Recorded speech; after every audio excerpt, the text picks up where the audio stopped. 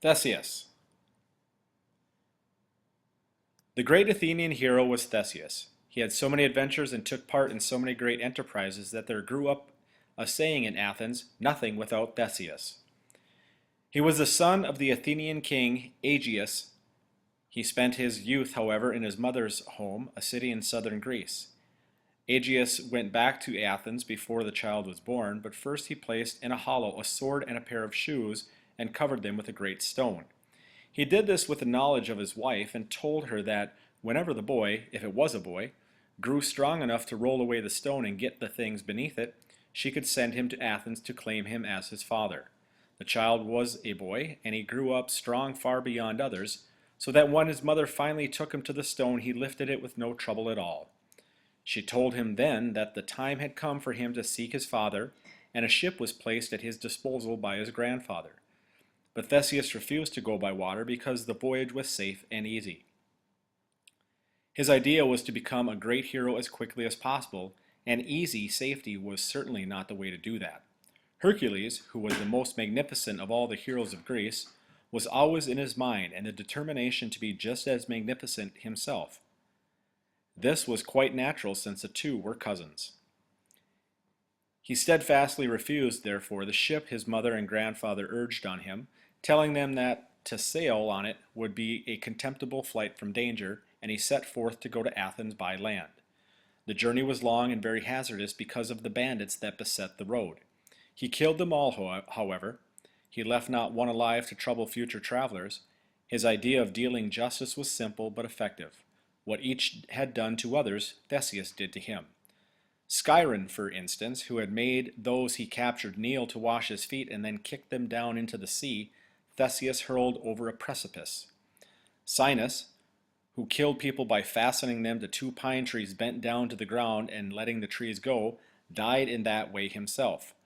Procrustes was placed upon the iron bed which he used for his victims, tying them to it, and then making them the right length for it by stretching those who were too short and cutting off as much as was necessary from those who were too long.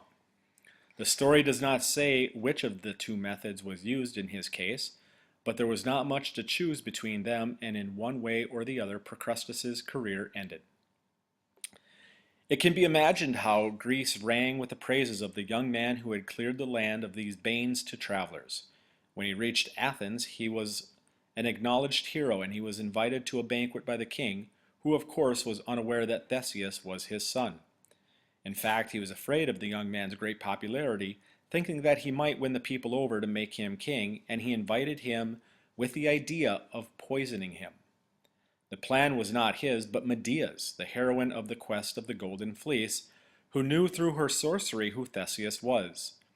She had fled to Athens when she left Corinth in her winged car, and she had acquired great influence over Aegeus, which she did not want disturbed by the appearance of a son. But as she handed him the poisoned cup, Theseus, wishing to make himself known at once to his father, drew his sword. The king instantly recognized it and dashed the cup to the ground. Medea escaped as she always did, and got safely away to Asia. Aegeus then proclaimed to the country that Theseus was his son and heir. The new heir apparent soon had an opportunity to endear himself to the Athenians. Years before his arrival in Athens, a terrible misfortune had happened to the city. Minos, the powerful ruler of Crete, had lost his only son, Androgeus, while the young man was visiting the Athenian king. King Aegeus had done what no host should do. He had sent his guest on an expedition full of peril, to kill a dangerous bull. Instead, the bull had killed the youth. Minos invaded the country, captured Athens, and declared that he would raze it to the ground unless every 9 years the people sent him a tribute of 7 maidens and 7 youths. A horrible fate awaited these young creatures. When they reached Crete, they were given to the Minotaur to devour. The Minotaur was a monster, half bull, half human, the offspring of Minos' wife Pasiphae, and a wonderfully beautiful bull. Poseidon had given this bull to Minos in order that he should sacrifice it to him, but Minos could not bear to slay it and had kept it for himself. To punish him, Poseidon had made Pasiphae fall madly in love with it. When the Minotaur was born, Minos did not kill him. He had Daedalus, a great architect and inventor, construct a place of confinement for him, from which escape was impossible. Daedalus built the labyrinth famous throughout the world. Once inside, one would go endlessly along its twisting paths without ever finding the exit. To this place, the young Athenians were each time taken and left to the Minotaur. There was no possible way to escape. In whatever direction they ran, they might be running straight to the monster. If they stood still, he might at any moment emerge from the maze. Such was the doom which awaited 14 youths and maidens a few days after Theseus reached Athens. The time had come for the next installment of the tribute. At once Theseus came forward and offered to be one of the victims. All loved him for his goodness and admired him for his nobility, but they had no idea that he intended to try to kill the Minotaur. He told his father, however, and promised him that if he succeeded, he would have the black sail which the ship with its cargo of misery always carried changed to a white one, so that Aegeus could know long before it came to land that his son was safe. When the young victims arrived in Crete, they were paraded before the inhabitants on their way to the labyrinth.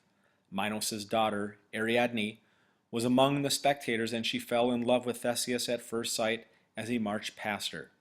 She sent for Daedalus, who told him he must show her a way to get out of the labyrinth, and she sent for Theseus and told him she would bring about his escape if he would promise to take her back to Athens and marry her.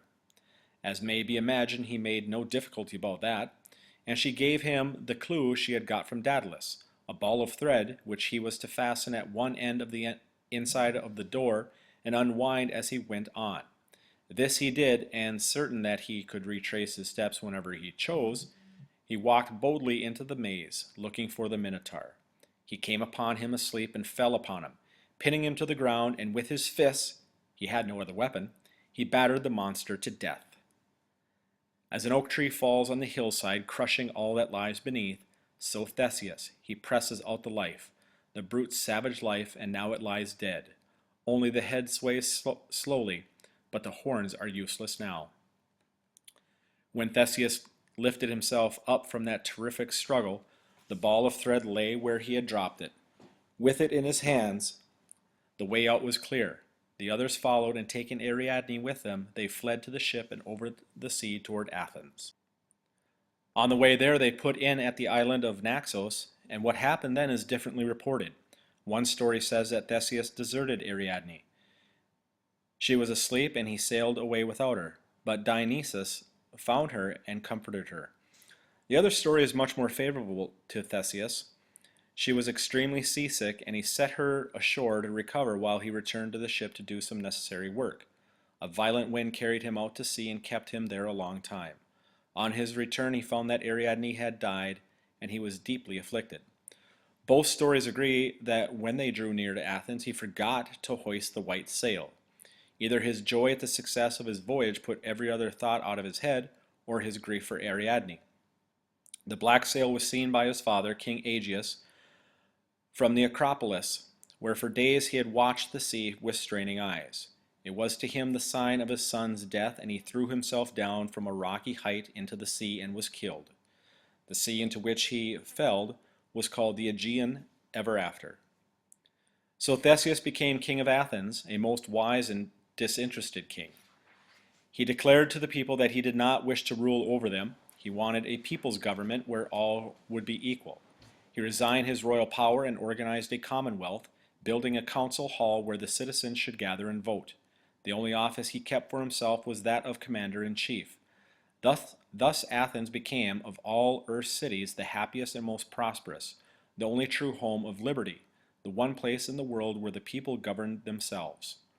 It was for this reason that in the great war of the Seven against Thebes, when the victorious Thebans refused burial to those of the enemy who had died, the vanquished turned to Theseus and Athens for help, believing that free men under such a leader would never consent to having the helpless dead wronged. They did not turn in vain. Theseus led his army against the Thebes, conquered her, and forced her to allow them to be buried. But when he was victor, he did not return evil to the Thebans for the evil they had done. He showed himself the perfect knight. He refused to let his army enter and loot the city. He had come not to harm Thebes, but to bury the aggrieved dead, and that duty done, he led his soldiers back to Athens. In many other stories, he shows the same qualities. He received the aged Oedipus, whom everyone else had cast out. He was with him when he died, sustaining and comforting him. He protected his two helpless daughters and sent them safely home after their father's death. When Hercules, in his madness, killed his wife and children, and upon his return to sanity determined to kill himself, Theseus alone stood by him.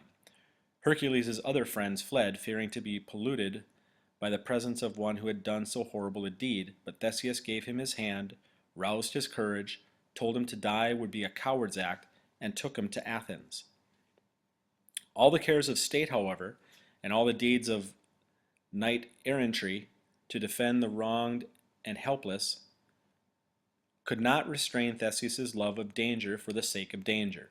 He went to the country of the Amazons, the women warriors, some say with Hercules, some say alone, and brought away one of them, whose name is given sometimes as Antiope, sometimes as Hippolyta. It is certain that the son she bore Theseus was named Hippolytus, and also that after his birth the Amazons came to rescue her and invaded Attica, the country around Athens, even making their way into the city. They were finally defeated, and no other enemy entered Attica as long as Theseus lived. But he had many other adventures. He was one of the men who sailed on Argo to find the Golden Fleece. He took part in the great Caledonian hunt when the king of Calydon called upon the noblest in Greece to help him kill the terrible boar which was laying waste his country. During the hunt, Theseus saved the life of his rash friend Pirithous, as he did indeed a number of times. Pirithous was quite as adventurous as Theseus, but by no means as successful, so that he was perpetually in trouble.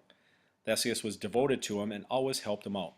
The friendship between them came about through an especially rash act on Pirithous' part. It occurred to him that he would like to see for himself if Theseus was as great a hero as he was said to be, and he forthwith went into Attica and stole some of Theseus' cattle. When he heard that Theseus was pursuing him, instead of hurrying away, he turned around and went to meet him, with the intention, of course, of deciding then and there which was the better man. But as the two faced each other, Pirithous, impulsive as always, suddenly forgot everything in his admiration of the other. He held out his hand to him and cried, "I will submit to any penalty you impose. You be the judge." Theseus, delighted at this warm-hearted action, answered, "All I want is for you to be my friend and brother in arms." And the two took a solemn oath of friendship. When Pirithous, who was king of the Lapithae, married, Theseus was of course one of the guests, and was exceedingly useful there. The marriage feast was perhaps the most unfortunate that ever took place. The centaurs, creatures who each had the body of a horse and the chest and face of a man, were related to the bride and came to the wedding. They proceeded to get drunk and to seize the women. Theseus leaped to the defense of the bride and struck down the centaur who was trying to carry her off. A terrible battle followed, but the Lapithae conquered and finally drove the whole race of centaurs out of the country, Theseus helping them to the end. But in the last adventure the two undertook he could not save his friend. Quite characteristically, Pirithous, after the bride of the disastrous wedding feast was dead, decided that for his second wife he would try to get the most carefully guarded lady in all of the universe, none other than Persephone herself. Theseus agreed, of course, to help him, but stimulated probably by the idea of this magnificently dangerous undertaking, declared that first he would himself carry off Helen, the future heroine of Troy, then a child, and when she was grown, marry her. This, though less hazardous than the rape of Persephone, was perilous enough to satisfy the most ambitious. Helen's brothers were Castor and Pollux, more than a match for any mortal hero. Theseus succeeded in kidnapping the little girl, just how we are not told, but the two brothers marched against the town she had been taken to and got her back. Luckily for him, they did not find Theseus there. He was on his way to the underworld with Pirithous. The details of their journey and arrival there are not known beyond the fact that the Lord of Hades was perfectly aware of their intention and amused himself by frustrating it in a novel way. He did not kill them, of course, as they were already in the realm of death, but he invited them as a friendly gesture to sit in his presence. They did so on the seat he pointed them to, and there they stayed. They could not arise from it. It was called the chair of forgetfulness. Whoever sat on it forgot everything. His mind became a blank, and he did not move. There Pirithous sits forever. But Theseus was freed by his cousin. When Hercules came to the underworld, he lifted Theseus from the seat and brought him back to earth. He tried to do the same for Pirithous, but could not. The king of the dead knew it was he who had planned to carry off Persephone, and he held him fast. In the later years of his life, Theseus married Ariadne's sister, Phaedra, and thereby drew down terrible misfortunes on her and on himself and on his son Hippolytus, the son the Amazon had borne him. He had sent Hippolytus away while still a young child to be brought up in the southern city where Theseus had spent his own youth. The boy grew to splendid manhood, a great athlete and hunter, despising those who lived in luxurious ease, and still more those who were soft enough and silly enough to fall in love. He scorned Aphrodite. He worshipped only Artemis, the huntress, chaste and fair. So matters stood when Theseus came to his old home bringing Phaedra with him. A strong affection grew up at once between father and son. They delighted in each other's company. As for Phaedra, her stepson Hippolytus took no notice of her. He never noticed women. But it was far otherwise with her. She fell in love with him, madly and miserably, overwhelmed with shame at such a love, but utterly unable to conquer it. Aphrodite was back of this wretched and ominous state of affairs. She was angry at Hippolytus and determined to punish him to the utmost. Phaedra, in her anguish, desperate, seeing no help for her anywhere, resolved to die and let no one know why. Theseus at the time was away from home, but her old nurse, completely devoted to her and unable to think anything bad that Phaedra wanted, discovered all her secret passion, her despair, and her determination to kill herself. With only one thought in her mind, to save her mistress, she went straight to Hippolytus. "She is dying for love of you," she said. "Give her life. Give her love for love." Hippolytus drew away from her with loathing.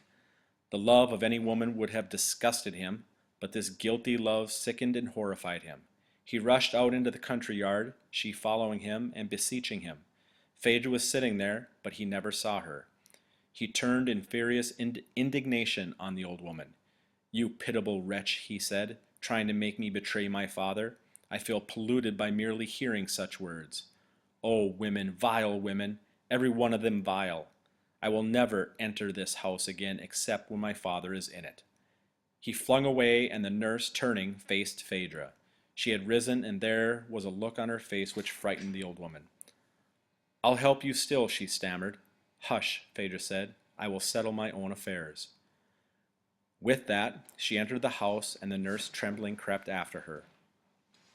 A few minutes later, the voices of men were heard greeting the master of the house on his return, and Theseus entered the courtyard. Weeping women met him there. They told him that Phaedra was dead. She had killed herself.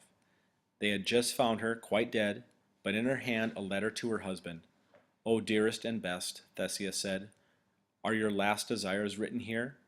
This is your seal, yours who will never more smile up at me." He opened and read it again. Then he turned to the servants filling the courtyard. "This letter cries aloud," he said. "The words speak. They have a tongue. Know all of you that my son laid violent hands upon my wife. O Poseidon, God, hear me while I curse him and fulfill my curse." The silence that followed was broken by hurrying footsteps. Hippolytus entered. "What happened?" he cried. "How did she die? Father, tell me yourself. Do not hide your grief from me." "There ought to be a true yardstick to measure affection by," said Theseus. "Some means to know who is to be trusted and who is not. You here, look at my son, proved base by the hand of her who is dead. He offered her violence. Her letter outweighs any words he could speak. Go, You are in exile from this land. Go to your ruin, and at once."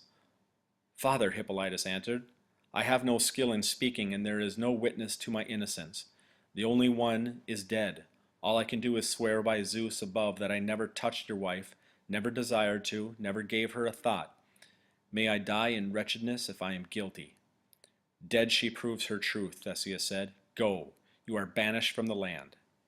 Hippolytus went, but not into exile. Death was waiting close at hand for him too. As he drove along the sea road away from the home he was leaving forever, his father's curse was fulfilled.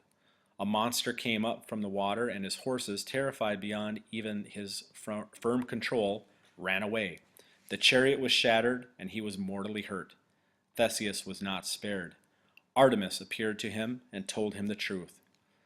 "I do not come to bring you help, but only pain, to show you that your son was honorable.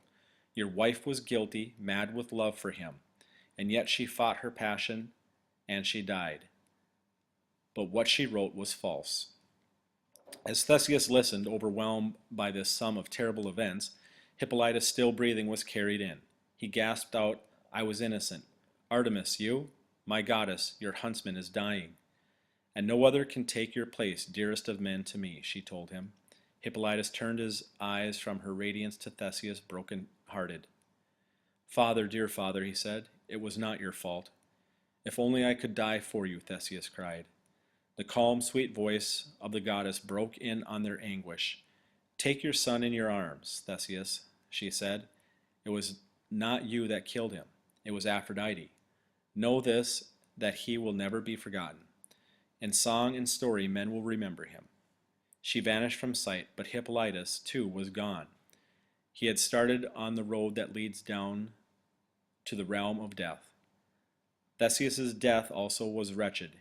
He was at the court of a friend, King Lycomedes, where a few years later Achilles was to hide disguised as a girl.